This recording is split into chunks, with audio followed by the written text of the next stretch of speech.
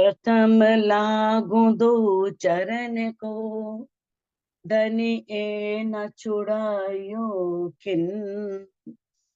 लाख तली लाल एड़िया, मेरे जीव के यही जीवन। इन पांव तले पड़ी रहूं, धनी नजर खोलो बातन। पल न वालों निरखु नेत्रे, मेरे जीव के यही जीवन। मेरे जीव के यही जीवन। प्रणाम जी। सुंदर साथ जी, आज हम श्री खिलवत ग्रंथ का 13वां प्रकरण प्रारंभ करने जा रहे हैं, जिसका शीर्षक है बुलाए लियाओ तुम रू अल्लाह। तो ये प्रसंग उस समय का है जब धनी श्री देवचंद जी भागवत का श्रवण कर रहे थे, और किस तरह से जब उनकी कसौटी पूरी हुई तो उसके पश्चात धनी ने साक्षात उनको दीदार दिया, कैसे उनसे बातें की और उन्हें ये कहा। तो ये बात वहां की है, कहाँ? नौतनपुरी में, जब धनी श्री देवचंद जी श्रीमद भागवत का श्रवण कर रहे थे और उसके पश्चात उन्हें दामदनी अक्षरातीत ने दीदार दिया था, और दीदार दे करके उन्हें ये संदेशा दिया था, लियाओ बुलाए तुम रू अल्लाह, जो रूहे मेरी आशिक। कहते हैं कि है क्षमा महारानी, अब तुम उन जो मेरी आशिक थी। अब आशिक आप जानते ही हो, आशिक जो अपने माशूक पर फिदा हो, आशिक जो अपने माशूक को बहुत अच्छी तरह से, बहुत उस पर समर्पित हो। तो इसमें एक चाहे कहूं कि इसमें थोड़ा सा ये एक हंसी छिपी हुई है कि परम धाम में किस तरह से रूहें आशिक होने का दावा लेती थी। तो ऐसी मेरी उन आशिक रूहों को तुम अब बुला के लाओ। रब्द किया प्यार वास्ते, कईयों कहलाया हक।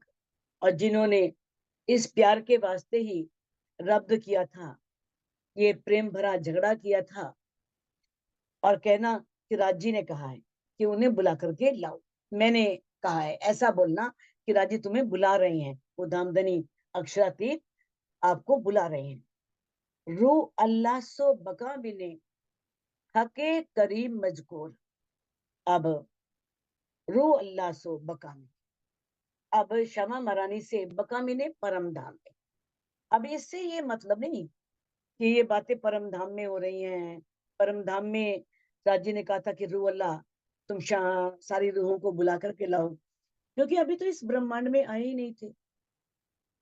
और ये बात जो कही गई है ना, वो इसलिए कही गई है कि परम धाम में रूह अल्लाह से क्षमा मनाने से राजी बता रहे हैं कि किस तरह से वहां पर वार्ता हुई थी, बातचीत हुई थी, मजकूर हुआ था, इश्क रब्द हुआ था कि मेरा इश्क बड़ा है, मेरा इश्क बड़ा है। क्षमा मरानी ने कहा मेरा इश्क बड़ा है, रूह ने कहा मेरा इश्क बड़ा है, राजी ने कहा मेरा इश्क बड़ा है। तो इसका जो भाव है वो ये है कि उन रूहों को, यानी कि वो इस माया के ब्रह्मांड में आके भूल चुकी हैं, सब भूल गई हैं। ना उन्हें अपनी खोज है, ना परम धाम का पता है, और ना ही मेरा पता है। तो तुम उन्हें वो सब याद दिला करके, उनकी आत्मा को जागृत करके मेरे चरणों में लगाओ, यानी कि मेरी ओर उनका ध्यान दिलाओ। तो उतरी अरवाहें अर्श से, बुलाए लियाओ हजूर। जो रूहें हैं वो परम धाम से उतरी हैं, बुलाए लियाओ हजूर। हजूर का मतलब होता है सामने उपस्थित होना। अब ये मतलब नहीं है सामने उपस्थित होना कि सारी रूहें परम धाम में जाके राज्य के सामने उपस्थित हो जाएंगी, परातम में जाग जाएंगी, नहीं। इसमें जो कहने का भाव है वो ये है कि किस तरह से वो जब ज्ञान दृष्टि से जाग जाएंगी तो वो राज्य पर समर्पित होंगी और वो राज्य के चरणों का ही आश्रय लेंगी। तो उन्हें मेरे सामने उपस्थित करो का मतलब क्या है कि उन्हें मेरी पहचान कराओ। तो इस तरह से, क्योंकि माने होता है रू अल्लाह मिसल गाजियो, मोमिन उतरे तब। रू अल्लाह, और जिन्हें मोमिनों को क्या कहा गया है? मिसल गाजियो, गाजी कहा गया है। गाजी जो पूर्ण रूप से समर्पित हो, जिसकी बहुत निष्ठा हो, बहुत श्रद्धा हो। यानी कि ठीक है, यहाँ पर गाजी शब्द, एक मूवी बनी थी गाजी, और रूप में लिया गया है, लेकिन जो गाजी का वास्तविक अर्थ है वो ये है, क्योंकि वो भी है, वो अपने धर्म पर पूर्ण समर्पित निष्ठा है उनकी। और जो पार ब्रह्म के प्रति पूर्ण समर्पित हैं, जो सब कुछ त्यागने वाले हैं उनके लिए, उन्हें कहा गया है गाजी। तो किस तरह से ये बताया है कि परम धाम में तो ठीक है, वाहिदत है, एक दिली है, सबने कह दिया इश्क बड़ा है। तो अब राजी पूछेंगे कि भाई अब इश्क कहाँ है तुम्हारा? तुम तो परम धाम में कह रही थी हमारा इश्क बड़ा है, हम आपको रिझाती हैं। तो इस तरह से हक बका का बातुन जो किया रूहों सो बुझ। अब अखंड परम धाम का बातुन क्या है, रहस्य क्या है? वो इश्क रब्द है, जो शुरू से होता था, और वो झूठ भी नहीं था, सत्य था, शुरू से ही था। श्यामा जी रूहों में और राज्य में चलता था कि इश्क हमारा बड़ा है, और सबका ही बड़ा था। लेकिन धनी अब यहाँ पर पहचान कराने के लिए लाई है कि वास्तव में इश्क किसका बड़ा है, क्योंकि परमधाम में तो ये बात जानते नहीं थे। तो कहते हैं हक बका का बातों, जो अखंड परमधाम, राजी है, श्यामा जी हैं, सखियां हैं, और उनके बीच में जो गुज, जो रहस्यमयी, जो गैब बातें हुई, कौन सी? इश्क रब्द हुआ। कहते वो परम नाम की गुह्य बातें, गुज बातें, कहलाइया बातें छिपिया खिलबत करके मुझ। अब जो ये बातें छिपी हुई थी, जब तक राजी ने धनिषी देवचंद जी को दर्शन नहीं दिया, तब तक तो श्यामा महारानी को पता नहीं था कि सारी ब्रह्मश्रेष्ठियां यहाँ पर आई हुई हैं खेल देखने के लिए। इश्क रब्द हुआ था उनके अंदर, ये सारी बातें उससे पहले तो छिपी हुई थी ना सारी। तो कहते हैं कहलाइया बातें छिपिया, जो छिपी हुई बातें थी सारी, वो कहलाई खिलवत करके मुझ, मेरे से खिलवत करके। खिलवत करने का भाव क्या है? उनके अंदर विराजमान होकर, उनके दिल को अर्श बना करके, क्योंकि जहां धनी आ गए वो खिलवत हो गई, रूह है और राजी है। तो इस तरह से धनी ने, इंद्रावती जी कह रही हैं कि दाम धनी अक्षरातीत ने किस तरह से मेरे दिल को अर्श बनाया, और अर्श बना करके जो छिपी हुई सारी बातें थी वो सारी प्रकट कर दी कि तुम सुंदर बाई हो, यहाँ पर आई हो, और इन रूहों को लेने के लिए आई हो। सब बातें उन्हें वहां पर विस्तार से बताई। देखा होगा आपने, उसमें बहुत से प्रकरण हैं। और धनीश्री देवचंद जी ने भी बहुत बातें की, धनी में तुमको बहुत ढूंढिया, छोड़ धंधा सब दो, सब बताया उनको, मैं कहाँ कहाँ गया आपको ढूंढने के लिए। लेकिन इस ब्रह्मांड में तो आपको जानने वाला कोई है ही नहीं, कोई जानता ही नहीं है, किसी को पता ही नहीं है। कौन बताता आपके बारे में? तो मुझे आपके बारे में बताने वाला कोई नहीं मिला। अब धनी ने स्वयं अंदर विराजमान होकर के युगल स्वरूप का दिल में आ जाना ही खिलवत है। तो कहते हैं ये बातें सारी मुझे स्पष्ट करी, बताई। मैं वास्ता कहूं तुमको उतरिया कारण इन। अब दामदनी कह रहे हैं कि मैं तुम्हें कारण बताऊं। वास्ता मैंने मुख्य बात, कि मुख्य बात क्या है, वो कारण बता रहा हूं। उतरिया कारण इन, वो कारण था इश्क रब्द। कहते मैं वास्ता कहूं तुमको, मैं तुम्हें कारण बता रहा हूं। उतरिया कारण इन, और इन कारणों से रूहें उतरी। वो कारण क्या है? इन्हों रब्द किया इश्क का आगू मेरे बीच वतन। परम धाम में इन्होंने मेरे सामने कि ये इश्क रब्द किया था कि इश्क हमारा बड़ा है, इश्क हमारा बड़ा है। इस तरह से ये रब्द किया, और इस कारण से, क्योंकि परमधाम में ये विवरण हो नहीं सकता था, ये विवाद खत्म हो नहीं सकता था। तो उसको समझाने के लिए ही ये इस ब्रह्मांड में ये ब्रह्मांड बना है, और रूहें उसे समझने के लिए ही, उस बात को जानने के लिए इस ब्रह्मांड में आई हैं। करी रूहों मसलत मिलके, कई हमको प्यारे हक। अब सभी रूहों ने, सभी ब्रह्म सृष्टियों ने क्या किया? मसलत मिलके, मसलत कहते हैं विचार विमर्श करना, सोचना। सबने मिलकर के आपस में सोचा, रूहें हमको प्यारे हक, कि हमें तो राज्य बहुत प्यारे हैं। रूहों ने आपस में ये विचार विमर्श किया कि हक हमें बहुत प्यारे हैं, और बड़ी रूह प्यारी हमको, और श्यामा महारानी भी हमको बहुत प्यारी हैं, हम उनसे बहुत प्यार करते हैं, राज्य से भी बहुत प्यार करते हैं। ये बात जानो मुतलक, निश्चित रूप से इस बात को जान लो कि राज्य हमें बहुत प्यारे हैं, और श्यामा महारानी भी हमें बहुत प्यारी हैं। बड़ी रूह कहे प्यार मुझे, मेरा साहिब बुजरक।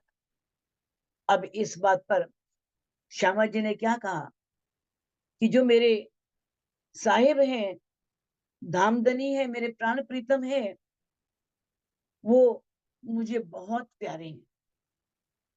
मैं इस बात को आप जान लो अच्छी तरह से कि वो मुझे बहुत प्यारे हैं, और प्यारी रूहें मेरे तन है, और जो रूहें हैं वो भी मुझे बहुत प्यारी हैं। ये जानो तुम बेशक, ये तुम, कोई शक नहीं है इस बात में, इस बात को अच्छी तरह से जान लो। मैं तुमसे भी बहुत प्यार करती हूँ, और राज्य से भी बहुत प्यार करती हूँ। अब इस बात पर राज्य क्या कह रहे हैं?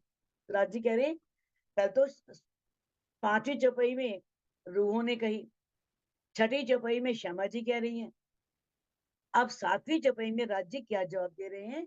तुम रूहें नूर मेरे तन का, यह रूहों तुम मेरे तन का नूर हो, तुम मेरे तन हो। कहते इन विद कहवे हक, ऐसा राज्य ने कहा, बहुत प्यारी बड़ी रूह मुझे, और बड़ी रूह जो है श्यामा महारानी, वो मुझे बहुत प्यारी है। मैं तुम्हारा आशिक, और मैं तुम्हारा आशिक हूँ। श्यामा जी और सभी रूहें, तुम मुझे बहुत प्यारी हो, और मैं ही तुम्हारा आशिक हूँ।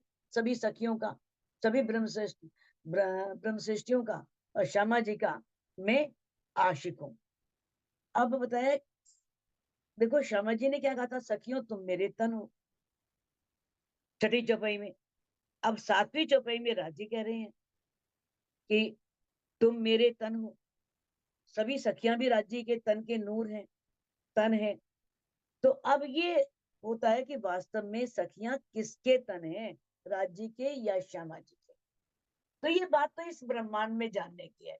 वहां तो राज्य श्यामा जी सखियां सब एक है, वहां कोई फर्क नहीं है, वहां ये बात सब कह सकते हैं, क्योंकि राज्य और श्यामा जी में कोई भी फर्क नहीं। तो ये बातें तो परम धाम में हो सकती हैं, लेकिन यहाँ पर नहीं हो सकती।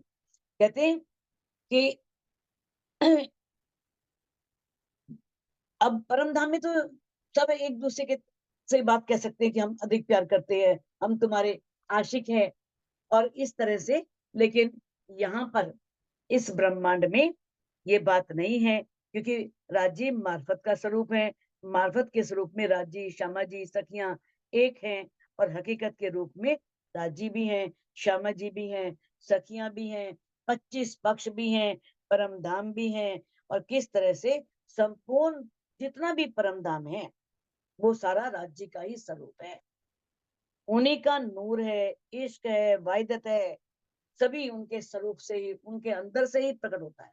इश्क भी, सब कुछ, इलम, इश्क, सब राज्य के दिल से ही प्रकट हो रहा है। प्यार हक का ज्यादा हमसो, ए उपजी रूहों दिल शक। ये तो होना ही था, क्योंकि राज्य ने दिल में लिया हुआ है। अब राज्य ने दिल में लिया हुआ है, तो रूहों के दिल में तो ये शक आना ही था। कहते हैं प्यार हक का ज्यादा हमसो, कि राज्य हमसे ज्यादा प्यार करते हैं, ऐसा रूहों के दिल में ये शक आ गया। इश्क हमारा हक सो, क्या नहीं हक माफक? क्या हमारा राज्य से इश्क राज्य के बराबर नहीं है? जैसा राज्य हमसे प्यार करते हैं वैसा ही हमारा प्यार है। हक माफक का अर्थ क्या है? हक के दामदनी के जैसा। जैसा दामदनी हमें प्यार करते हैं वैसा ही हम उनको प्यार करते हैं। फिर उनका इश्क बड़ा कैसे हो गया? फिर वो कैसे कह रहे हैं कि मेरा इश्क बड़ा है? तो ऐसा रूहों के दिल में ये शक पैदा हो गया। और भी है रूहों कैया, हक प्यारे हैं हमको। और भी रूहों ने ये कहा कि राज्य हमें बहुत प्यारे हैं, हम राज्य से बहुत प्यार करते हैं। और प्यारी बड़ी रूह जरा शक नहीं इनमें। और बड़ी रूह क्षमा मरानी भी हमें बहुत प्यारी है, और इसमें कोई भी शक नहीं, कोई संदेह नहीं है। हमें क्षमा मरानी और सखिया राज्य बहुत प्यारे हैं, और हम ही राज्य की और श्यामा जी की आशिक है। देखिए परम धाम में ना आशिक है ना माशुक है, रूहें आशिक भी है माशुक भी है, राजी आशिक भी है माशुक भी है, श्यामा जी आशिक भी है माशुक भी है। तब ये बात सुन हके कैया, मैं प्यारा हूं तुमको। अब ये बात सुनकर राज्य ने कहा कि है सखियों, मैं तुम्हें बहुत प्यारा हूं, मैं तुमको बहुत प्यारा हूं। पर ए आशिक अरबाओं का सो कोई जानत नहीं तुम हो। किंतु आशिक तो मैं ही हूं, तुम रूहों का आशिक मैं ही हूं। चाहे तुम कह रही हो बात सत्य है कि मैं तुम्हें बहुत प्यारा हूं, लेकिन फिर भी आशिक मैं ही हूं सब रूहों का। सो कोई जानत नहीं तुम हो, तुम में से कोई भी ये बात नहीं जानता। बस ये बात रूहों को जनवानी थी, उन्हें बतानी थी कि रूहें जान जाएं कि वास्तव में राज्य हमारे आशिक हैं। आज दर्द होता है ना, परमधाम में तो दर्द नहीं है ना, परमधाम में तो है ही नहीं। विरह ही नहीं है, वियोग ही नहीं है, दर्द कहाँ से आएगा? राज्य एक पल अलग होते ही नहीं है, तो दर्द कहाँ से आएगा? वहां तो ये हो ही नहीं सकता परमधाम में। लेकिन ये बात नहीं जानते थे कि राज्य हमसे कितना प्यार करते हैं, जो हमें इस काल माया के ब्रह्मांड में आकर के इस ब्रह्मवाणी के मिलने के पश्चात पता लगा। कहते हैं, अब राज्य कह रहे हैं, तुम यादा प्यार कैया अपना, हादे कहे मेरा अधिक। तुम रोहन सब कह दिया कि हमारा प्यार अधिक है, और श्यामा मरानी कह रही है मेरा प्यार अधिक है। तभी तो राज्य इस ब्रह्मांड में लेकर के आए। किस तरह से श्यामा मरानी भूल गई सब कुछ, कैसे उनको ढूंढती फिर रही हैं, और हर पल राज्य उनके साथ है, जहां भी जा रहे हैं, है ना। ए सुख शुभदा तीत के ना आवे जुबान, बाले से बुढ़ापे लग मेरे सिर पर खड़े सुभान। अब इस ब्रह्मवाणी को पढ़ने के पश्चात तो शायद हर रोई ये दवा लेती होगी कि वास्तव में राज्य बचपन से अब तक हमारे साथ थे, हैं और रहेंगे, लेकिन हमने पहचानने में भूल की, हमसे त्रुटियां हुई, हमसे गलतियां हुई। तो कहते हैं, तुम यादा प्यार कहिया अपना, हादी कहे मेरा अधिक। श्याम हैरानी कह रही है मेरा अधिक है, और तुम कह रही हो मेरा प्यार अधिक है।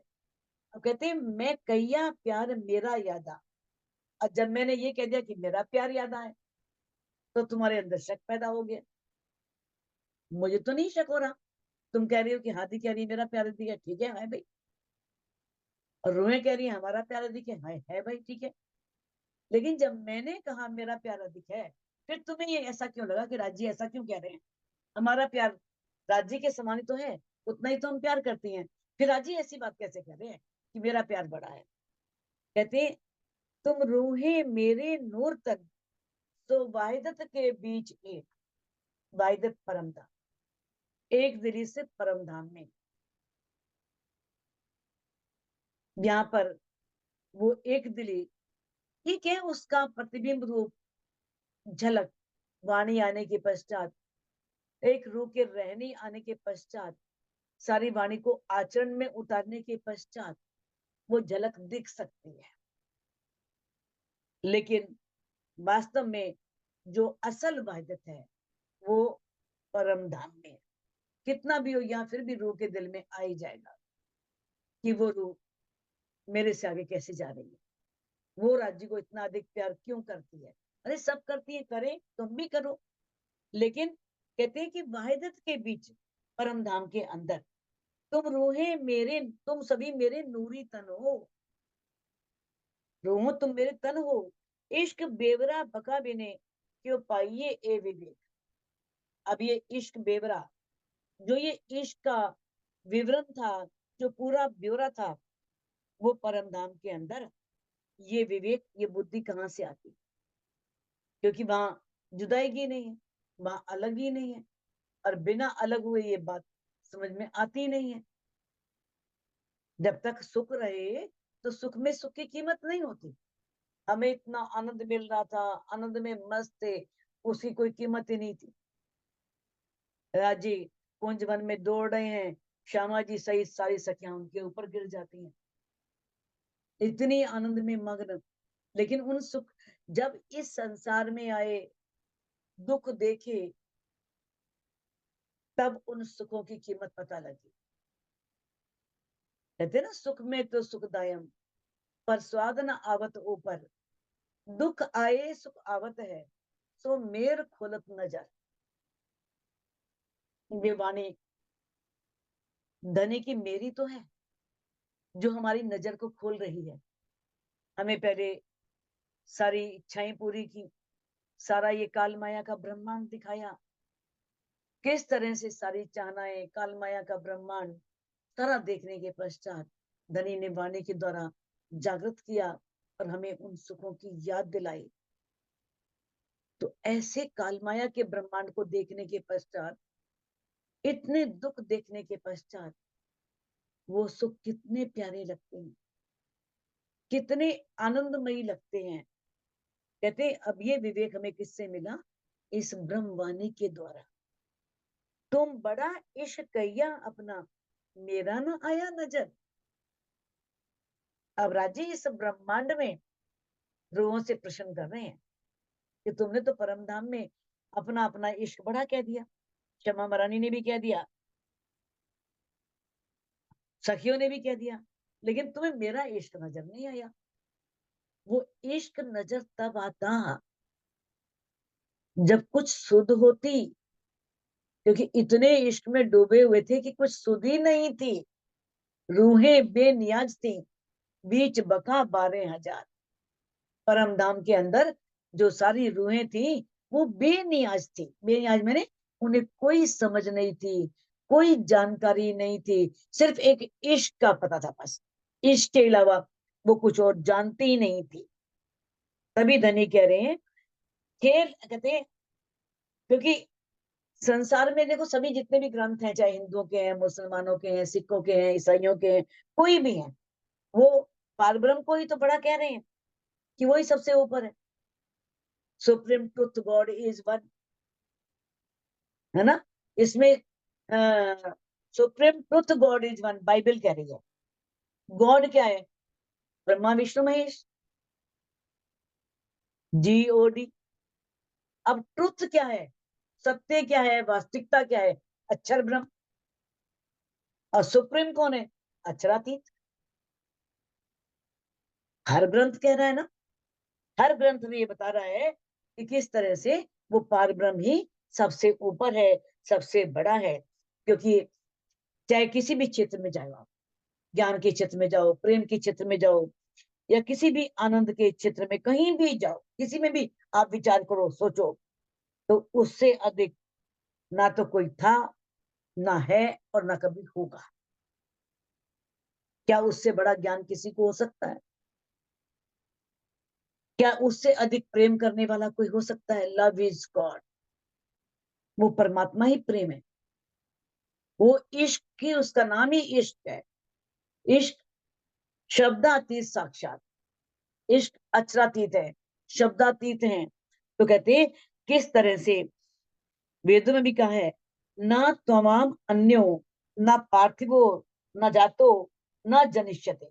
ये अथर्ववेद में कहा गया है कि प्रेम को, जो अपना प्रेम बड़ा कहने की जो भूल की रूहों ने, तो लेकिन हर ग्रंथ में कहा है कि उनके समान ना कोई था, ना है, ना होगा। कौन? सुप्रीम, जो अक्षरातीत है, जिसे गीता में कह दिया उत्तम पुरुष, उत्तम पुरुष तो अनन्या परमात्मा इति उदाहरते, वो उत्तम पुरुष है, वो उसे ही परमात्मा कहते हैं, वो ही पर ब्रह्म है। तो यहाँ पर परमधाम में तो आशिक माशुक एक ही है, अलग नहीं है। लेकिन यहाँ पर आकर के किस तरह से धनी ने बताया कि रूहों से आशिकी निभाई नहीं जाती, किस तरह से राजी खुद आशिक बन गए और रूहों को माशुक बनाया और उन्हें रिझाना शुरू कर दिया। ए बेवरा बीच बका मिने इश्क का ना होए। ए बेवरा, ये जो विवरण है, इस बात को जो समझना है, वो परम धाम में उस इश्क की बात को समझा नहीं जा सकता था। दई जुदागी तिन वास्ते बात करी बका में सोए। अब परम धाम में जो बातें की थी, इश्क हमारा बड़ा है, अब वो समझाने के लिए दनी ने ये हमें जुदाई का खेल दिखाया। जुदा किया भी नहीं और किया भी, ये अचरातीत है। वो होने को अनहोनी कर देते हैं, अनहोनी को होनी कर देते, कुछ भी कर सकते हैं, संभव को असंभव कर देते हैं, असंभव को संभव कर देते हैं। तो किस तरह से उन्होंने, जो हमने परमधाम में बात की थी कि इश्क हमारा बड़ा है, हमारा बड़ा है, तो उसे समझाने के लिए धनी ने क्या किया, हमें थोड़ा अपने से अलग किया। छिपाइयां अपनी मेहर में दिखाया और आलम।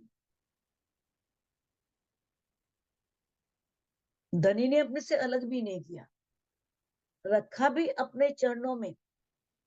मेहर का मतलब वही परम धाम में, मूल तन परात्म वहीं पर है, सिर्फ सुरता को भेजा है। यहाँ पर सुरता आई है और वो आकर के अलग अलग तनों में बैठ गई है।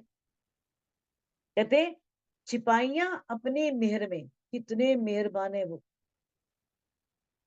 मेहर बड़ी महबूब की, अखंड अलेखे अंतर आंखा खोल सी ए सुख सोई देखे। इतनी बड़ी मेहर है धनी की, अखंड है, उसे लिखा नहीं जा सकता। इंद्रावती कह रही है, लिखना मुश्किल है, ना उनके गुणों को गिना जा सकता है, ना उनके मेहर के बारे में बताया जा सकता है कि कितनी वो मेहरबान है। कहते अब किस तरह से धनी ने अपने चरणों में ही रखा, दिखाया और आलम, और ये सारा संसार दिखा दिया, आलम, ये ब्रह्मांड दिखा दिया इतना बड़ा, चरणों में बैठा करके कहाँ भेज दिया इस ब्रह्मांड। जैसे अपने बिस्तर पर लेटे हुए हैं और नींद की झपकी आई और हम बॉम्बे कलकत्ता न जाने कहाँ कहाँ घूम आते हैं, कहाँ कहाँ हो जाते हैं। तो उस तरह से रूहें भी धनी की मेहर के तले हैं। देखो कौन आवे दौड़ अर्श में लेके इश्क खसा। अब धनी कह रहे हैं देखता हूं कौन दौड़ करके आती है परम धाम में अपने प्रीतम का इश्क लेकर के, कौन मुझसे। अब दौड़ते हुए आने का मतलब क्या है, ये अलंकारिक वर्णन है, ये नहीं कि दौड़ना है अपने। तो जो भक्ति है वो कौन सी है, विहंगम मार्ग है, प्रेम अनन्या लक्षणा भक्ति है हमारी, अनन्या प्रेम लक्षणा भक्ति, जिसमें यहीं बैठे बैठे आत्म परम धाम में पहुंच सकती है। और किस तरह से सोता परम धाम में पर आत्म को साथ लेकर के, पर आत्म को नहीं बल मालूम, पर आत्म तो खेल में है, लेकिन वो जो पर आत्म सुख लेती है राज्य के साथ, वो सभी सुख यहीं बैठे इस ब्रह्मांड में ले सकती है। अब धनी कह रहे देखता हूं, कहते हैं कोई आगे कोई पीछे इश्क लेसी सब कोई, जिन्हों पहले इश्क लिया सोई सुहागिन हुए। इश्क तो सबको मिलेगा, किसी ने तो बहुत पहले ले लिया, कोई बाद में लेगा, लेकिन जो पहले इश्क लेगी, जो पहले रानी को पहचानेगी, वही सुहागिन होगी, वही आस्ते में ब्रह्म सृष्टि होगी। दौड़ने का मतलब है कि धनी के प्रति प्रेम लेकर के हमें परम धाम के ध्यान में डूबना है, हमें राज्य की श्रृंगार में डूबना है, उनकी शोभा को अपने दिल में बसाना है। तो हम युगल स्वरूप और 25 अक्षरों में अपने ध्यान को लगाएं, यही दो है। कहते ना, इश्क को ए लच्छन नैनो पलक न ले, तोड़े फिरे न मिल सके, अंदर नजर पिया में दे। ये लक्षण है इश्क का, ये है इश्क। दौड़ने फिरने से नहीं मिलता। हम जगह जगह दौड़ लगाएं, वहां जाएं वहां मिल जाएगा इश्क, वहां जाएं वहां मिल जाएगा इश्क। इश्क देने वाले तो आपके अंदर विराजमान है युगल स्वरूप, बस अंदर नजर लगाओ। ये है इश्क, जो अपने अंदर बैठा है उसे तो हम ढूंढते नहीं। कस्तूरी कुंडल बसे मृग ढूंढे वन माही, ऐसे गटगट राम है दुनिया देखे नहीं। कबीरदास जी ने कहा है ना, कस्तूरी कहाँ बसती है? कस्तूरी एक सुगंधित पदार्थ है ना, वो हिरण के अंदर होता है, नाभि में होता है उसके। और जब वो सुगंध आती है तो हिरण वनों में घूमता है, ये सुगंध आ कहां से रही है? ऐसे ही परमात्मा हर एक के अंदर विराजमान है, लेकिन व्यक्ति ये बात नहीं जान पाता, नहीं समझ पाता, और इधर उधर ढूंढता फिरता है, मंदिरों में, मस्जिद में, गुरुद्वारों में। ना मैं मंदिर, ना मैं मस्जिद, ना काबा कैलाश में, कहीं भी नहीं। तो हमारे दिल को अर्श बना के बैठे हैं, मैं तो तुम्हारे अंदर ही बैठा हूं, कोई जरूरत नहीं कहीं ढूंढने की। कहते रूहों ऐसा खेल दिखाऊं मैं, चित झूठे झूठ पूजक। अब राजी कह रहे हैं कि है रूहों, मैं तुम्हें ऐसा खेल दिखा रहा हूं जहां पर झूठे झूठ की पूजा करते हैं। तन भी तो झूठे हैं, स्वप्न के तन है, बुद्धि भी स्वप्न की है, झूठे ही सारी सृष्टि है, झूठा ही मानव है, नश्वर झूठा है, नश्वर है, सब संसार मिट जाने वाला है। और कैसे झूठे झूठे पदार्थों की, झूठे पदार्थ कौन से? जो मिट जाने वाले हैं, जो जड़ पदार्थ है, जो अखंड नहीं है, जो नश्वर हैं, उनकी पूजा करते हैं। ढूंढे अव्वल आखिर लग, तो हक ना कहूं पायत। जब से ये सृष्टि बनी है, महाप्रलय तक, आखिर तक, जब तक महाप्रलय नहीं होती तब तक सारे इस सृष्टि के लोग उस पार ब्रह्म को खोजते हैं, ढूंढते हैं वो पार ब्रह्म को। तो हक ना कहूं पायत, फिर भी वो उस पार ब्रह्म को प्राप्त नहीं कर पाते, परमात्मा पार ब्रह्म को पा नहीं पाते। सारे लगे हैं, चाहे मनुष्य हैं, देवता हैं, असुर हैं, सभी, लेकिन सब मिट जाने वाले हैं, लेकिन परमात्मा को खोजने में लगे हैं, लेकिन खोजने के पश्चात भी उस पार ब्रह्म को नहीं जान पाते। आए फंसे तिन फरेब में, पानी पत्थर आग पूजक।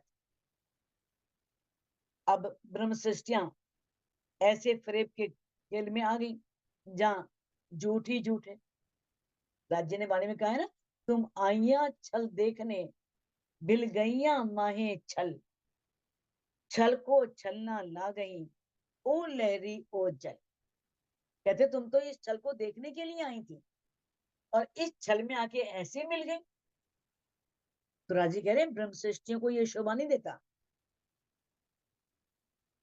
क्योंकि वो तो जैसे खारे जल की मछली है, तो उसे तो खारा जल ही अच्छा लगेगा।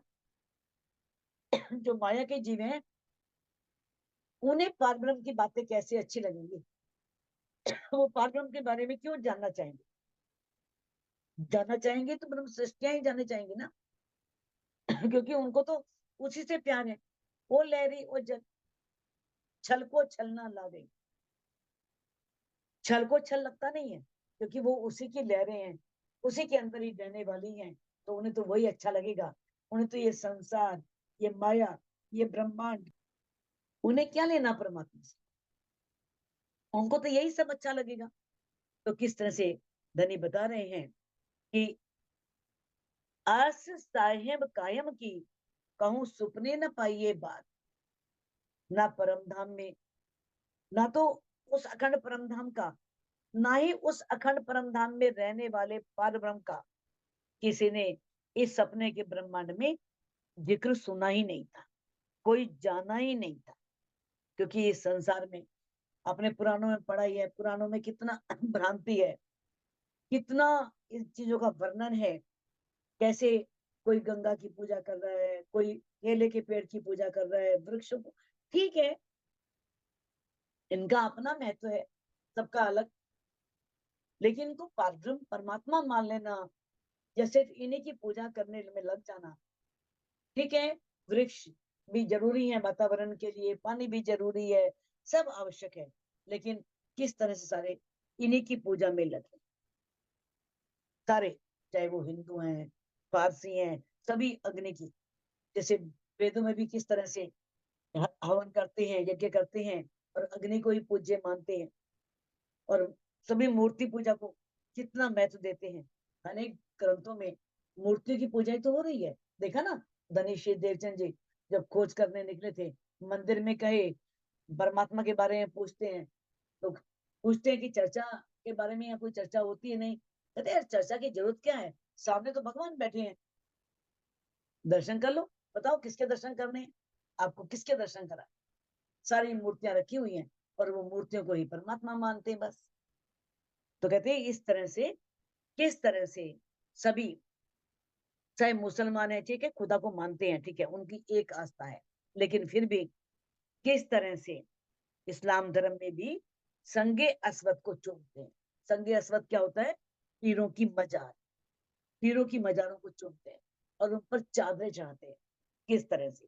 तो ये सब पाखंड, ये दिखावा में लोग लगे हैं, लेकिन सत्य को पहचान नहीं पाते, उस पार ब्रह्म को पा नहीं पाते। तो ऐसा ब्रह्मांड जिसमें इतना छल है, इतना झूठ है, तो ऐसे इस झूठे ब्रह्मांड में आइया तिन आलम में, ऐसे झूठे ब्रह्मांड में जित हक को ना जानत कोई, जहां हक को, राज्य को कोई भी जानता नहीं, कोई भी उस पार ब्रह्म को जानता नहीं, कोई जान ही नहीं पाया। और क्या करते हैं? पूजे खाइस हवाए को, जो कोई इनमें बुजरक होए, जो भी इसमें कोई बुजरक है, कोई ज्ञानी है, मेहनत है, संत है, विद्वान है, कोई भी बड़े बड़े जो हो गए हैं परमात्मा को खोजने वाले, किसकी पूजा करते हैं? खाइए सवाई को, ओनली निराकार, वो निराकार की ही पूजा करते हैं और उससे आगे नहीं जा पाते। झूठे मोहरे जो खेल के मिल गईया माहे तिन। अब इस संसार के जो मोहरे हैं, मोहरे मीन्स अग्रगण, आगे लगने वाले, नेतृत्व करने वाले, इसको चलाने वाले कौन है? ब्रह्मा विष्णु महेश। इस सृष्टि में आई रूहें, मिल गईया माहेतिन, और आकर के उनमें मिल गई। जैसे संसारिक जीव आचरण कर रहे थे, संसारिक जीव जो कह रहे थे, कर रहे थे, वैसा ही उन्होंने करना शुरू कर दिया, संसारिक जीवों की तरह ही। कहे ए हमारा वतन, सॉरी, सुंदर सा जी 19वीं चौपाई की अंतिम चौपाइयां, हाँ, मिल गईया माहे तिन, अंतिम चौपाई में कहा है कबीला कर बैठी, अपने अपने कबीले बना के बैठ गई, अपना परिवार बना के बैठ गई और कहने लगी बस यही हमारा घर है, बस अखंड है, हम यहीं की रहने वाली है, यही हमारा वतन है और उनसे ही प्यार। धनी ने याद दिलाई वाणी के द्वारा, कर कबीला पार का, बल अंकुर सूर धीर। तू पार का कबीला कर, ये कबीला तुझे मिला है, तेरा है, प्यार कर। लेकिन वास्तव में जो पहचान कराएगा पार ब्रह्म की, वो कौन करवाएगा? जो तेरा पार का कबीला, जो परम धाम से आई हुई ब्रह्म सृष्टियां हैं, उनका साथ कर, वो तुझे पार ब्रह्म की पहचान कराएंगे, वो तुझे परम धाम की पहचान कराएंगे। कहते किस तरह से रूहें यहाँ पर आकर के अलग अलग परिवार बना के बैठ गई और उन्हें ही सब कुछ मान लिया। समझाइया समझे नहीं, माने नहीं फुरमान। अब कितना भी समझाओ, समझती नहीं, माने नहीं फुरमान। जो फुरमान, जो धामधनी अक्षरातीत ने ग्रंथों में प्रमाण दिए, उनको भी नहीं मानती, आदेशों को भी नहीं मानती। राज्य ने जो बातें कही हैं उन पर चलना ही चाहिए, वो उनके आदेश हैं, वो हमें उन्होंने पालन करने के लिए तो कहा है। लेकिन रूहें कहते हैं कि समझती नहीं। कहते हैं कहे कौन तुम कौन हम, अपने कैसी पहचान। क्या कहती है, इस माया में आके ऐसे मिल गई, एक हो गई, ये माया इतनी प्यारी लगने लगी। वो क्या कह दिया उन्होंने, कहे कौन तुम कौन हो और हम कौन है, अपनी कौन सी पहचान है। सब बोल गई, आकर के इतनी मिल गई उस माया में कि वो माया, कबीला, ये संसार, इस माया के आकर्षण ही सबको भाने लगे, सबको लुभाने लगे। ए सोई हमारा साहिब, जो बड़ को दिया बताए। बहुत से लोग हैं तारतम लेने के पश्चात भी जो वाणी की गहराइयों में नहीं डूबते, इसके अंदर तक नहीं पहुंचते, वो भी अक्सर ऐसा ही कहते हैं। कहते हैं सोई हमारा साहिब, वही हमारा साहिब है जो हमारे बड़कों ने बताया है। बड़के यानी कि हमारे पूर्वज, हमारे बाप दादा परदादा, उन्होंने जो किया है, जो बताया है, वही हमारे है। यानी कहते हैं ये पत्थर पानी आग है, पर हमसो छोड़िया ना जाए। मान लिया पत्थर है, पानी है, आग है, लेकिन हम इसे छोड़ नहीं सकते, क्योंकि हमारे बढ़ के ऐसा करते आए हैं और हमें भी ऐसा करना है। हमने बहुत से ऐसे देखे हैं जो तारतम लेने के पश्चात वाणी भी घर में है, लेकिन फिर भी बहुत से देवी देवताओं की मूर्तियां अपने घर में रख करके, जो अगर कोई दुकानदार है तो अपने दुकान पर भी जाते हैं तो पहले उनको सिर नवाते हैं। कहते हैं क्योंकि ये इस ब्रह्मांड के मालिक है, कहीं ऐसा ना हो कि इनको नहीं पूजेंगे तो हमारा कुछ अशुभ हो जाए। गणेश जी कल्याण करने वाले हैं, लक्ष्मी जी धन देने वाली हैं, तो इस तरह से वो भी अभी भ्रांति में, वो भी भ्रम में। तुम आए सब आइया, जहां से हम पार ब्रह्म आ गए, अक्षरातीत आ गए, तो वहां फिर क्या, वहां तो सभी नमन करते हैं, सभी झुकते हैं, लेकिन उन्हें वाणी की पहचान न होने के कारण वो इन बातों को जान नहीं पाते। बढ़ के हमारे कदम के पूजत आए ये, बढ़ के मैंने हमारे पूर्वज, बाप दादा परदादा, सभी कदीम मैंने बहुत पुराने समय से, लंबे टाइम इन्हीं की पूजा करते आए, और हमें भी करना है। ये कौन कहेगा, जिसने वाणी को पढ़ा नहीं। धनी ने जो वाणी में हमें पहचान दी, जो बातें बताई, उनकी पहचान नहीं की, उन्हें जाना नहीं। सिर्फ 6 पंक्तियों का तारतम ले लेना और अपने को ब्रह्म सृष्टि समझना बहुत बड़ी भूल है। जब तक वो 6 चौपाइयां पूरे अंदर तक बैठ ना जाए, 6 चौपाइयों में ही सारा आ गया, ये सतवाने मत, सारी वाणी आ गई है कि मैं सारी वाणी को मथन करके, जैसे दही को मथते हैं, मक्खन निकालते हैं, मक्खन को फिर अग्नि में तपाते हैं, फिर घी बनता है, इसी तरह से वाणी को मथ करके किस तरह से उसके सार को ग्रहण करना है, और उस सार को ग्रहण करने के पश्चात उस विधा की अग्नि में तपना है, तभी हम शुद्ध रूप धारण कर पाएंगे। तो कहते हैं पूजत आए ए, तो क्यों छूटे हमसे रब बाप दादों का ए। हमारे तो वंशानुगत अरे पीढ़ियां ऐसा करती आई हैं, तो हम इसे कैसे छोड़ सकते हैं। छोड़ेंगे तो पाप लगेगा, हमें गुनाह लगेगा। बहुत से लोग हैं नहीं छोड़ पाते, क्योंकि उन्हें डर रहता है, भय रहता है कि अगर हम ऐसा कर देंगे तो हमारे साथ कुछ अशुभ ना हो जाए, कोई अमंगल ना हो जाए, कोई ऐसी बुरी घटना ना घट जाए। तो ये भय उन्हें उनसे दूर नहीं कर पाता, और वो कहते हैं कि हम इन्हें नहीं छोड़ सकते।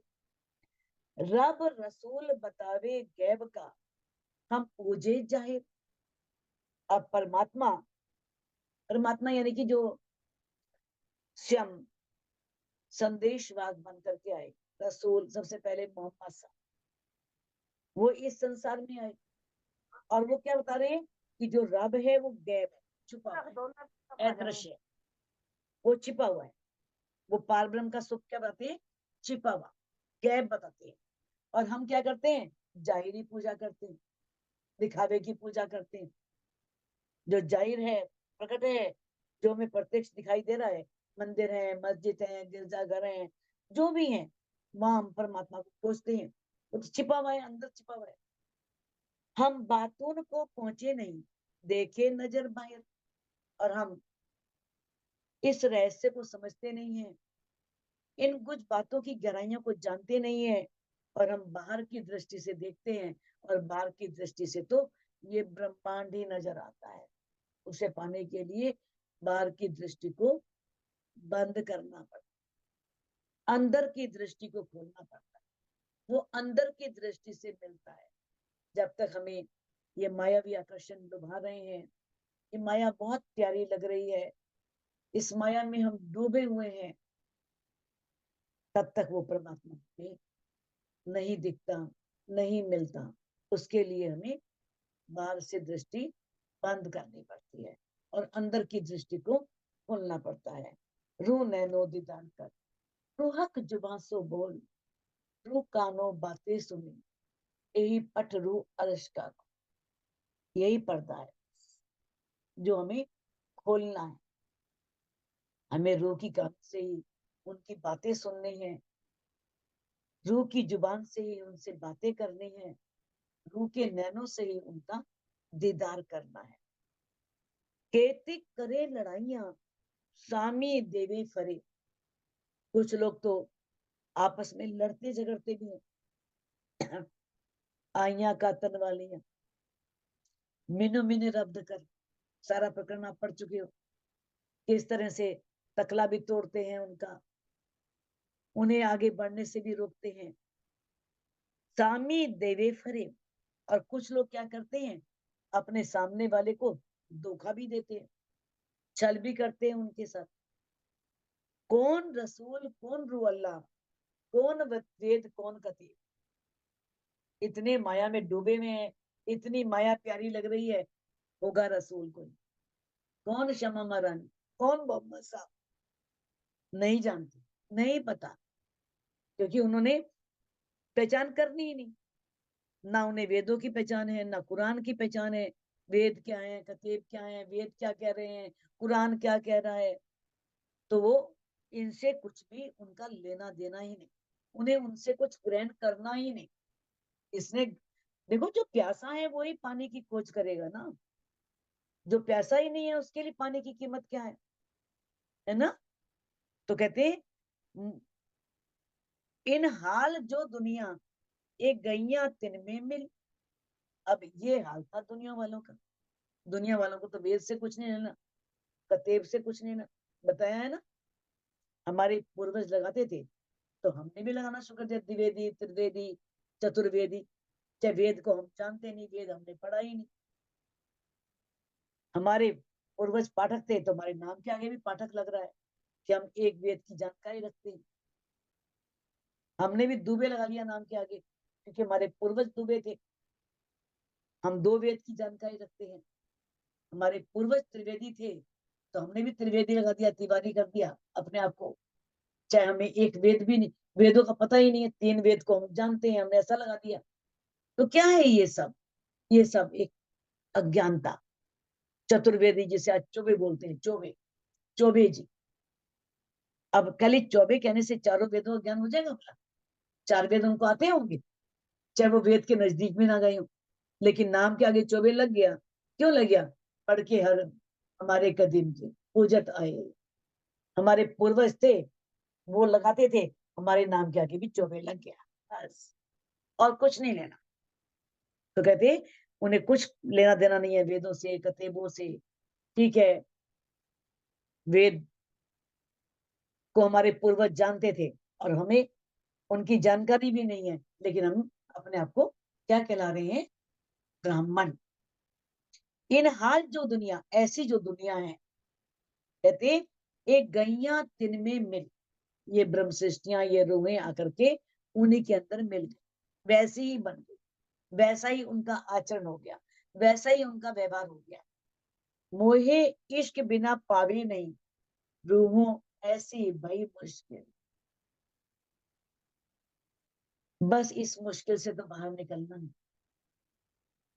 राजी कह रहे हैं यही तो मुश्किल है रूहों के लिए, वो इश्क नहीं आ रहा, और इश्क बिना प्रीतम मिल नहीं सकते। मोहे इश्क बिना पावे नहीं, जब तक इश्क नहीं आएगा मुझे पा नहीं सकती। तो है रूह ऐसी मुश्किल हो गई है, इतनी बड़ी समस्या हो गई है। अब राजी कह रहे हैं शमा महारानी से, कठिन हाल है रूहों का, पर तुम विरचो जिन। तो रूहों का हाल बहुत कठिन है। इस ब्रह्मांड में जो सुंदर साथ आई हैं, ब्रह्म सृष्टियां आई हैं, वो ऐसे ब्रह्मांड में आई हैं कि उनकी स्थिति बड़ी कठिन हो गई है। पर तुम विरचो जिन, पर है ब्रह्म सुंदर भाई, है क्षमा महारानी, तुम घबराना नहीं, तुम परेशान मत होना, तुम उदास मत होना। पर तुम विरचो जिन, पर तुम्हें चिंता नहीं करनी, तुम्हें उदास नहीं होना। भूल गईया उन्हें सुध नहीं, हंसी यही मोह में। उनकी कोई गलती नहीं है, वो भूल गई हैं। ये माया ही ऐसी है, ये ब्रह्मांड ही ऐसा है। ये शर्मा महारानी भी तो भूल ही गई थी ना, बस लग रहा है अंदर एक वो है, मैं कौन हूँ, मेरा प्रीतम कौन है, तो कौन इत आई क्यों कर, है ना। जब 11 साल की थी, कैसे अंदर प्रश्न उठा उनके अंदर, और वो घर से निकल पड़े, लेकिन जानकारी तो नहीं है ना वो प्रीतम कौन है, क्योंकि माया का इतना गहरा गहरा आवरण है, इतना अंधकार है। तो राजी उन्हें याद दिला रहे हैं, भूल गईया उन्हें सुध नहीं, उनकी कोई गलती नहीं है, ये ब्रह्मांड ही ऐसा, इसमें आकर के वो सब भूल गई हैं। उन्हें अपना परम धाम की सुध है, ना अपनी सुध है, ना मेरी सुध है। बस यही तो मोमिनों की हंसी है, कहते यही हंसी है उनकी, कि वो सब कुछ भूल चुकी हैं। बड़ी हंसी इत होई सी, जब सब होशी रोशन। जब ये सब बातें प्रकट होंगी, ये सब बातें सामने आएंगी, तो बड़ी हंसी होगी, बहुत हंसी होगी। खेल खुशाली इत होई सी, इश्क बेवरे इन। यदि इश्क का निर्णय हो गया, रूह ने इश्क ले लिया, तो बड़ी खुश रहेंगी, बहुत आनंद मिलेगा। और इश्क नहीं मिला तो हंसी होनी है, और इश्क मिल गया तो बहुत अधिक आनंद मिलेगा, यहीं बैठे बैठे इस संसार का भी और परम धाम का भी, दोनों का आनंद लेंगे। ये एक रोसी एक हंसी, होसी खूबी बड़ी खुशहाल। इस खेल में एक हंसेगी, एक रोएगी, क्योंकि ब्रह्मांड ही ऐसा है। जिसे राज्य की पहचान हो गई, वो दुख आने पर भी हंसते रहेंगे, उसे दुख नहीं सताएंगे, उसे दुख नहीं लगेंगे। लागोगे दुख को तो दुख तुमको लागसी, याद करो निज सुख को तो दुख तुमसे भागसी। अगर इस माया में लगे रहोगे, इस माया में डूबे रहोगे, तो ये माया तुम्हें लगेगी, ये माया कांटे चुभेगी, ये माया दुख देगी। यदि अपने आत्मा के सुखों को याद करोगे, उस परम धाम को, उस पारब्रह्म को याद करोगे, तो ये दुख तुमसे भाग जाएंगे, ये दुख तुम्हें लगेंगे नहीं, ये माया तुम्हारा कुछ बिगाड़ सकती ही नहीं। होसी खूबी बड़ी खुशहाल। जब परम धाम की पहचान हो गई, अपने घर की पहचान हो गई, तो किस तरह से सभी बहुत अधिक आनंद में होंगे। बिना इश्क बिच अर्ज के कोई देखे ना नूर जमाल। बिना इश्क के किसी की भी दृष्टि ना परम धाम पहुंचेगी और ना दीदार। सुंदर सा जी, ये बात बहुत विचारनीय है, बहुत गंभीर बात है। हम कहते हैं, हम चितवन करते हैं, चितवन लगती नहीं, हमें राज्य दर्शन नहीं देखते, हमें अपना घर परम धाम दिखता नहीं। तो राज्य ने उस बात का बड़ा खुलासा कर दिया है, बिल्कुल स्पष्ट कह दिया है। बिना इश्क बीच अर्ज के, जब तक इश्क नहीं आएगा ना, तब तक वो राज्य और परम धाम दिखने वाले नहीं। रोसी इन्हीं हाल में वास्ते हंसी के। अब माया में, जिस ब्रह्मांड में हम आए हैं, इस ब्रह्मांड में हंसी कराने के लिए ही ब्रह्म सृष्टियां खूब रोएंगी भी। जब पहचान होगी तो कहेंगे देखो, यूं ही हम रो रही थी फालतू में, हमें क्या जरूरत थी रोने की, हमारा तो कुछ था ही नहीं, हम तो गए ही नहीं थे वहां पर, फिर भी अपना मान करके हाय हाय करे जा रही हैं, रोए जा रही हैं। ये हंसी होनी है। मुद्दा सब हाशिए का, फरामोशी का जी। जो ये धनी ने फरामोशी दी है, जो ये माया का आवरण डाला है, जो ये किस वास्ते है, मुद्दा क्या है इसका, वास्तविक लक्ष्य क्या है, हंसी, रूहों की हंसी होनी, बस। इसलिए फरामोशी के, फरामोशी ना देते तो ना रूहें घर भूलती, ना अपने को भूलती, ना ही परम धाम में कही हुई वो बातें भूलती कि हमने राज्य से क्या क्या वायदे किए थे और आपस में क्या क्या वायदे किए थे। रूह अल्लाह एता कहियो, तुम मांगिया जो सो फरामोश। अब जी कह रहे हैं कि है क्षमा महारानी, आप उनसे इतना कह देना कि तुमने माया का खेल देखने की चाहना की थी, तुमने ये फरामोशी मांगी थी। ये माया ही फरामोशी है, माया ही अज्ञानता है। यही, चाहे इसके कितने नाम है, अज्ञान भी है, मोह अज्ञान भ्रम ना, सब भ्रम। तो ये कहते हैं ये सारा खेल तुमने ही मांगा था। जब इश्क यादा आवसे, तब आवसे माहे होश।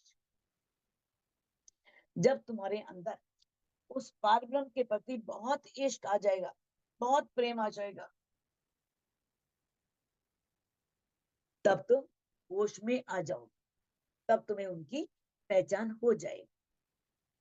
मैं छिपा हूं इनसे, रूहें नजर में ले। अब सारी रूहें राज्य की तो नजर में है, राज्य तो जानते हैं कौन सी रूह कहाँ बैठी है, कौन सी रूह के दिल में क्या है, कौन सी रूह कितना माया में डूबी हुई है, कौन सी रूह इस माया से निकलना चाहती है, कौन सी रूह राज्य को पाना चाहती है। सारी रूहें उनकी नजर में है, लेकिन सारी रूहें उनकी नजर में है, लेकिन फिर भी हमसे छिपे हुए हैं। वे देखत झूठा आलम, मोह को देखत नहीं है। कहते हैं ये रूहें इस संसार को तो देख रही हैं, जो झूठा संसार है, बड़ा अच्छा लग रहा है, बड़ा लुभावना है, बड़ा आकर्षक है, बड़ा आनंद देने वाला है, लेकिन मुझे नहीं देखना, बस ये संसार देख। बस बात तो यहीं पर ही है। कहती है मुझे नहीं देख रही हैं, ये सारे संसार को देख रही हैं। जब इश्क इनो आवसे, तब देखेंगे मुझको। कहते जब रूहों को इश्क आएगा तब ये मुझको देखेंगे, तब इन्हें पता लगेगा इश्क बिना इन अर्स में मिलो नहीं इनसो। राजी ने बिल्कुल पक्का कह दिया है। अब बार बार पूछें तो ठीक नहीं ना, कि बिना इश्क के मैं इनसे मिलने वाला नहीं हूँ, इश्क के कारण इस ब्रह्मांड में आई थी और इश्क से ही मिलूंगा। कोई कहे ना इश्क आया ही नहीं, और कहे मेरे को तो दर्शन होते हैं, दीदार होते हैं, तो समझो ये क्या है, एक दिखावा है। कहते कि इश्क बिना इस अर्श में मैं मिलो नहीं इनसो, मैं बिना इश्क के इन्हें मिलने वाला नहीं है। तब तुम यानी कि आत्मा की जागृति क्या है, धनी के अंदर इश्क, धनी के प्रति इश्क आ जाए। जब इश्क आ गया समझो आत्मा जागृत हो गई। जब इश्क आ गया तो इश्क राजी तो है, कोई अलग थोड़ी है कोई। कहते हैं रब्द रूहों ने हक्सो किया इश्क का जोए। अब रूहों ने राजी से इश्क के बारे में रब्द किया था कि हमारा इश्क बड़ा है, हमारा इश्क बड़ा है। सबने अपना अपना इश्क बड़ा बताया था। तो अर्श में इश्क बिना बैठ न सके इसको, नो एंट्री, परम धाम में एंट्री नहीं है, प्रवेश नहीं है बिना इश्क के। आप बैठे रहो कितना मर्जी बैठो, इश्क नहीं आया ना परम धाम दिखने वाला है ना राज्य दिखने वाले। बैठे रहो किसी देर मर्जी बैठे रहो। राज्य ने तो कह दिया कि कोई परम धाम में प्रवेश कर ही नहीं सकता। परम धाम में प्रवेश करना है तो धनी के प्रति दर्द इश्क लाना होगा। जब वो विरह आएगा, वो दर्द आएगा, वो इश्क आएगा, तब वो परम धाम दिखेगा, तब वो हमारा प्राण प्रीतम अचरातीत हमें दर्शन देगा। रब्द रूहों ने, ओ सॉरी हो गया है तो, इनो रब्द किया इश्क का हम जैसा हक का नाए।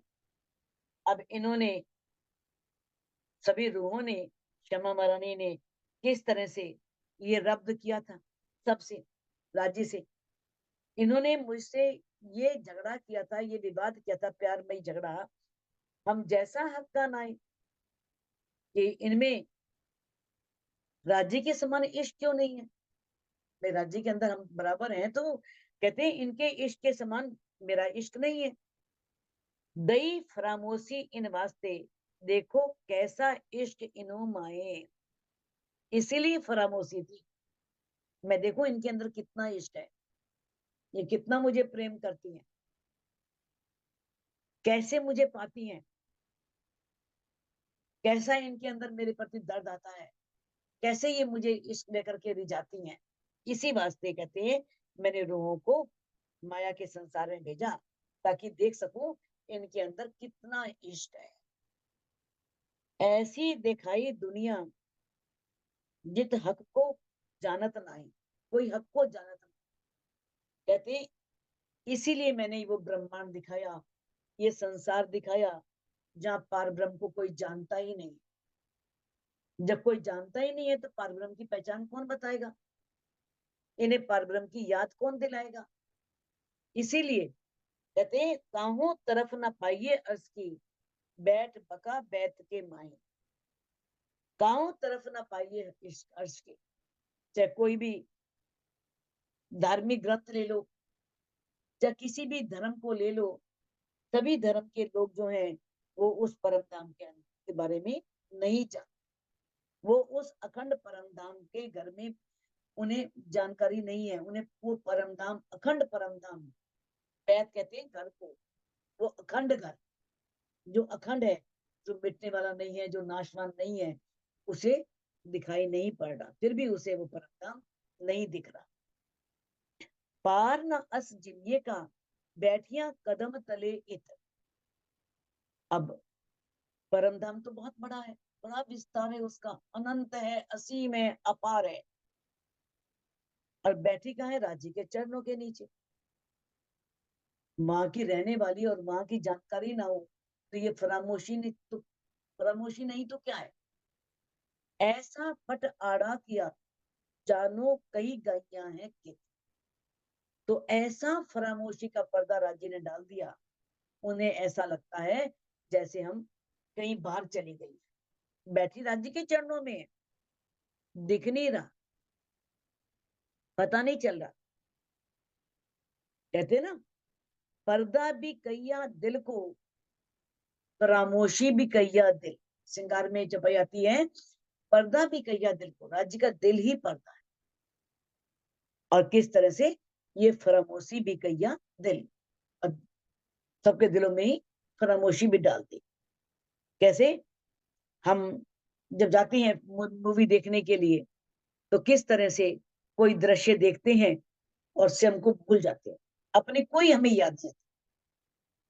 किस तरह से हम जो किरदार उस पर्दे पर भूमिका निभा रहा है और हम कैसे वहां पर अपने को मानने लगते हैं, कैसे उसके दुख से दुखी हो जाते हैं और हम रोना शुरू कर देते हैं।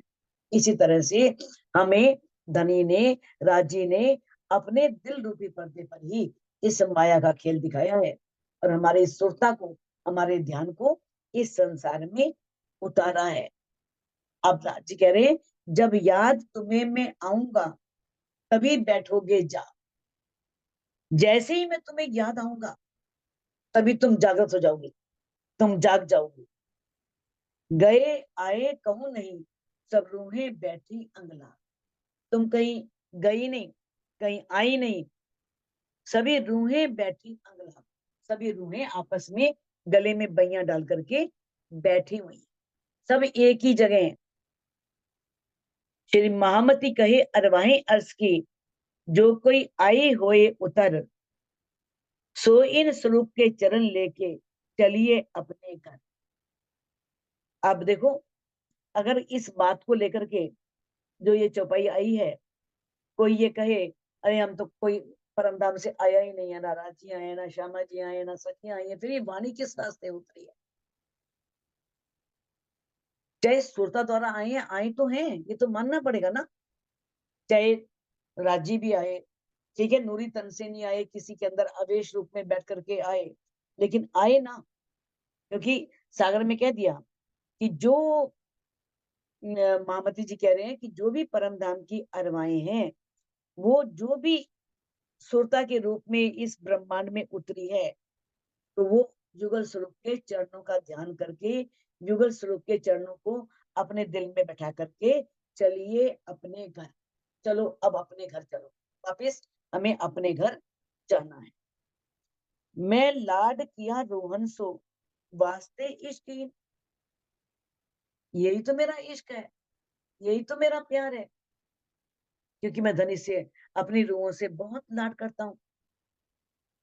भाई मैं उनसे कुछ छिपाना चाहता ही नहीं था, अपने दिल के सारे भेद खोलना चाहता था। मैंने इन सखियों को अपने दिल के सारे कुछ भेद बताने के लिए, अपने उस इश्क को, उस प्रेम को दिखाने के लिए मैंने इनसे लाड किया। लाड करने का अर्थ क्या है? बहुत जाना, प्यार प्यार कर। क्योंकि आशिक ही होता है जो माशूक को रिझाता है।